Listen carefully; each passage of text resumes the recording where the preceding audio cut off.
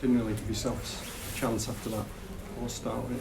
No, it were a horror start. Obviously, Jack dropped the ball. Difficult ball to take with the Sun Pete, I think. And I just thought we had a really poor reaction for the next 15-20 minutes really.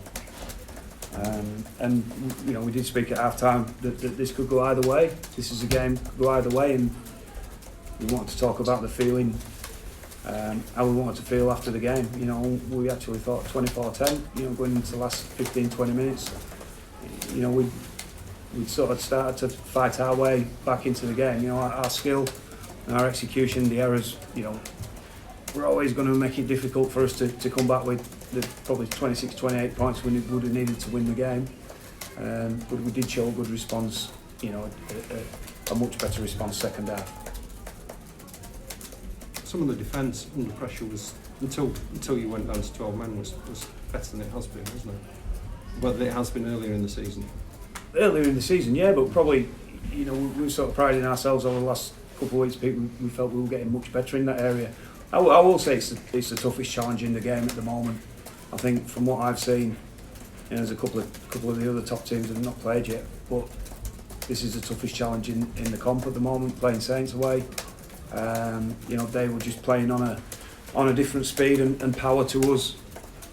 For the biggest part of that first half.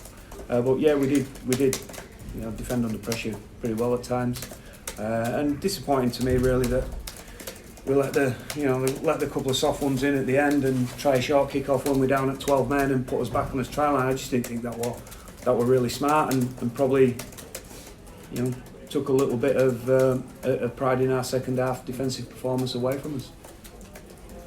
What's the mood like in camp, Richard? Yeah, pretty good. Confidence still? Yeah, pretty good. There's no doubt the start of the game tonight probably left us looking a little bit shell shocked. I think at times we talked about, before we talked about diving in head first, but we most definitely dipped our toe in the pond, didn't we, in them first sort of 15-20 minutes. But now the mood is a very determined one. Very determined one. Is the pressure of relegation sort of affecting players at all, or have they sort of managed to put that away from? I think that's we're not really speaking about it. Probably the first time we've mentioned the word relegation. We're in there, but we're sort of determined that we think we control where we finish this year. We're still of the mindset that it's around a third of the season left to play. We'll be the ones that control where we finish. There's a lot of the teams in the sort of bottom 5, 6 all play each other. So 10 rounds to go. I think you'll probably find that there's many teams going to take points off each other yet and twist and turns. And that's what I'm saying. We feel we'll absolutely control how we're judged on this year. And if it is us, then we probably deserve it too. I think that goes without saying. If we can't control our finish ourselves this year, then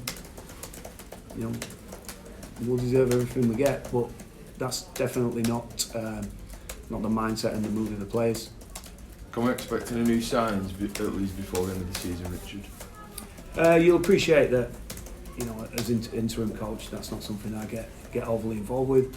I get kept abreast of a lot of movements, and as is always the case with recruitment, whether it's this situation or 24/7 all year round, really, there's always sort of plate spinning. I think the club, obviously, we're going to be losing Callum Watkins, so you'd think that would open up a little bit of space in the salary cap, but I think for us to bring someone in, it's got to be someone in the right position that is going to improve our team. What's your general opinion of your players' attack across the line, Richard? I mean, after a horrible start, you managed to force quite a few errors from Saints, and you had quite a few opportunities across the line, but on occasions couldn't quite finish them off. No, skill and execution errors at times. I think the boys are talking about in there, and it's a bit of a broken record really. Errors have hurt this team all year.